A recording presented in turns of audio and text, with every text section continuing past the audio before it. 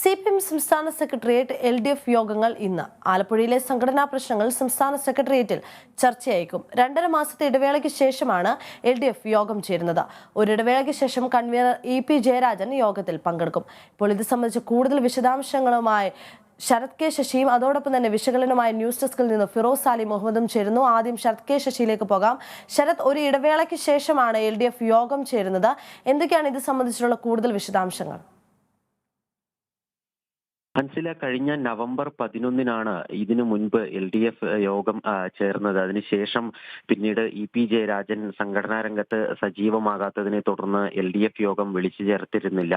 പിന്നീട് പ്രധാനപ്പെട്ട രാഷ്ട്രീയ സംഭവ വികാസങ്ങളൊന്നും തന്നെ മുന്നണി യോഗം ചേർന്ന് ചർച്ച ചെയ്യാത്ത സാഹചര്യം ഉണ്ടാവുകയും അത്തരം കൂടിയാലോചനകളൊക്കെ തന്നെ പാർട്ടി CPM എന്നുള്ള നിലയിൽ മാത്രം ഒതുങ്ങുകയും ചെയ്യുന്ന ഒരു സ്ഥിതിവിശേഷമാണ് ഉണ്ടായത്.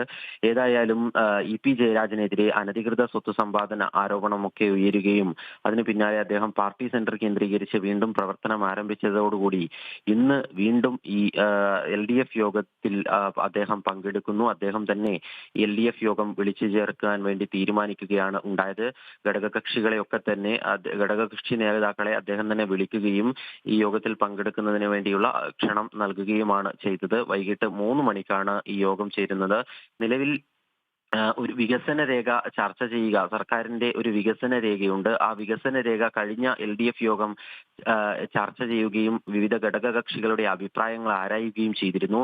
ഇതിന്റെ തുടർച്ച ഇന്നും ഉണ്ടാകും എന്നാണ് മനസ്സിലാക്കാൻ സാധിക്കുന്നത്. വിവിധ ഘടകകക്ഷികളുടെ അഭിപ്രായങ്ങൾ കൂടി തേടിക്കൊണ്ട് വികസന രേഖ പൂർണ്ണമാക്കുക എന്നുള്ളതാണ് ഉദ്ദേശിക്കുന്നത്. അതാണ് പ്രധാനമായും ഇന്നത്തെ യോഗത്തിന്റെ ഒരു അജണ്ടയായി വരാൻ സാധ്യതയുള്ള വിഷയം. മറ്റ് ഇപ്പോഴത്തെ വിവിധ രാഷ്ട്രീയ സംഭവ വികാസങ്ങൾ, അതിൽ മുന്നണി സ്വീകരിക്കേണ്ടുന്ന നിലപാടുകൾ എന്നിവ ചർച്ചയാകും. കൂടാതെ കേന്ദ്ര സർക്കാരിനെതിരെ മുന്നണി എന്നുള്ള നിലയിലേക്ക് സമരപരിപാടികൾ ഏറ്റെടുത്ത് നടത്തുന്ന കാര്യം ഇതോടൊപ്പം തന്നെ ചർച്ച ചെയ്യാനുള്ള സാധ്യതയുണ്ട്. മനസ്സില്ല.